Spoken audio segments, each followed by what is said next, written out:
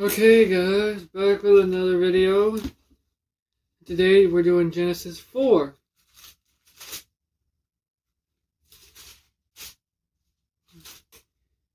This starts the story of Cain and Abel. And yeah, so let's like I said, like I usually do. This is basically it's a series going through the Bible and stuff like that, and one chapter at a time. And then yeah, so I got the version I'm going to be reading through is the New International Version. So I guess people abbreviate it as the NIV. And yes, I got the one I'm using is from Zondervan or whatever.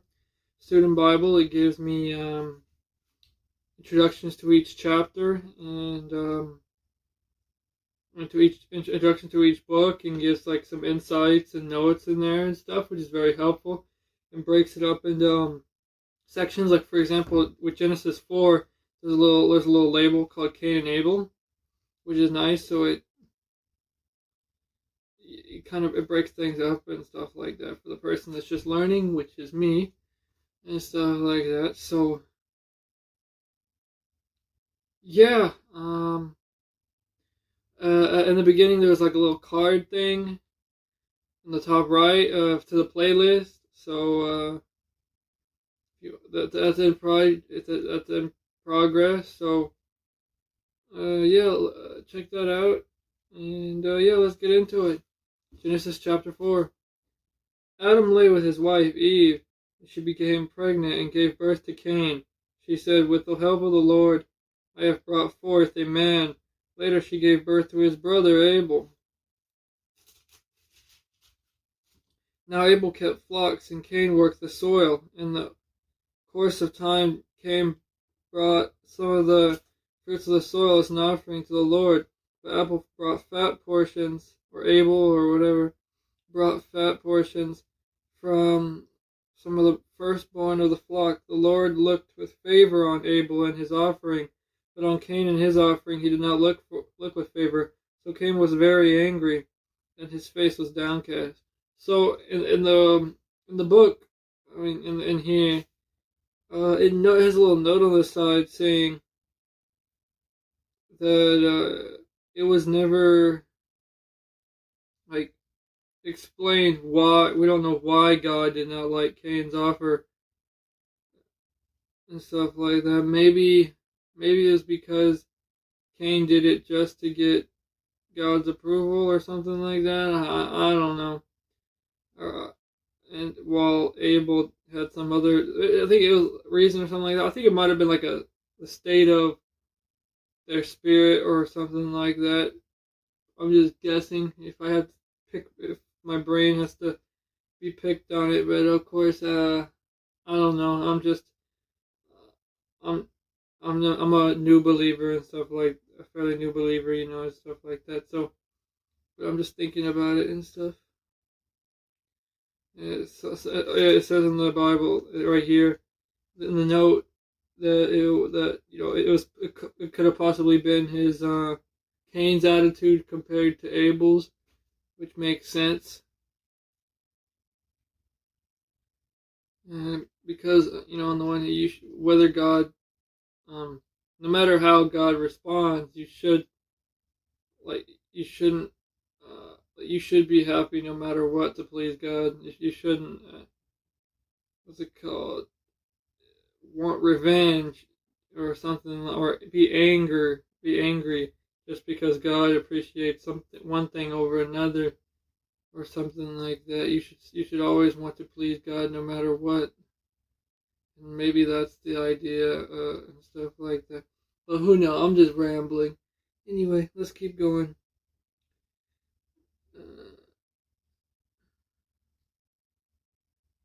Anyway, right. Then the Lord said to Cain, "Why are you angry? Why is your face downcast? If you do what is right, will you not be accepted? But if you do not do what is right, sin is crouching at the door. It desires to have you, but you must master it." Now Cain said to his brother Abel, let's go out to the field. And while they were in the field, Cain attacked his brother Abel and killed him. Then the Lord said to Cain, "Where is your brother Abel?" Or Abel, whatever. I don't know, he replied. Am I my brother's keeper? The Lord said, "What have you done? Listen, your brother's blood cries out to me from the ground. Now you are under a curse and driven from the ground, which opened his mouth to receive your brother's blood from your hand. When you work the ground, it will no longer yield its crops for you. You will be a restless wanderer on the earth." Cain said to the Lord, "My punishment is more than I can bear. Today you are driving me from the land, and I will be hidden from your presence. I will be a restless wanderer on the earth, and whoever finds me will kill me." But the Lord said to him, "Not so. If anyone kills Cain, he will suffer vengeance 7 times over." Then the Lord put a mark on Cain, so that no one who found him would kill him. So Cain went out from the Lord's presence and lived in the land of Nod, east of Eden. Cain lay with his wife, and she became pregnant and gave birth to Enoch. Cain was then building a city, and he named it after his son Enoch. To Enoch was born Irad, and Irad was the father of Okay, I'm going to butcher these names. Mahujael, and Mahujael was the father of Methuselah, and Methuselah was the father of Lamech. Lamech married 2 women, one named Ada and the other Zillah. Ada gave birth to Jabal, and he was the father of those who live in tents and raise livestock. His brother's name was Jubal. He was the father of all who play the harp and flute. Zillah also had a son, Tubal-Cain, who forged all kinds of tools of bronze and iron. Tubal-Cain's sister was Naamah. Lamech said to his wives, "Ada and Zillah, listen to me. Wives of Lamech, hear my words. I have killed a man for wounding me, a young man for injuring me. Cain is avenged 7 times. If Cain is avenged 7 times, then launch 77 times. Lamech 70 times. Adam lay with his wife again, and she gave birth to a son named Seth, saying, God has granted me another child in place of Abel, since Cain killed him. Seth also had a son, and he named him Enosh. At that time, men began to call on the name of the Lord. Alright, so simple chapter, just some lineage there, and story and stuff like that. Nothing too crazy to unpack here. I hope you found that useful. And I'll catch you next time when we do Genesis 5. I'll probably do 5. Let me see. Where am I at right now? Because the way it is I read, like, these videos. When these videos, I read them, I independently, through independent study, I do it myself.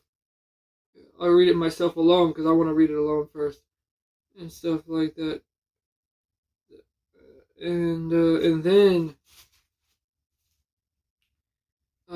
I record it, and then at some point I edit it and all that stuff. I was trying to do it every day, but I don't have time for that. I struggle to have time to do anything that I need to do as it is. Okay. I'm pretty sure.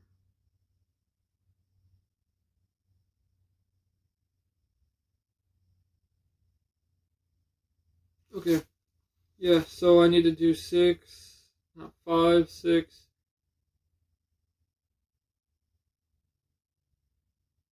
Yeah, 5 and 6. Okay, and I think I might start the Romans too, because I've been reading. I have another track program right here that I just started following that my church put out on Sunday. I'm going through Romans right now. I'm up to. I read through Romans 10. The Apostle Paul, and stuff like that, wrote Romans and stuff to try to appeal to Romans as far which is the context of the book in this book that's given and stuff like that. So I might try and do that, or I might save it for later. We'll see. Depends on how much time I have.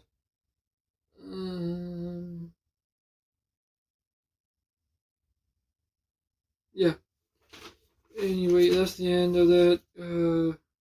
I'll probably release all these at once each week or something like that, maybe. Let's see. I don't know. Whatever I have time to do.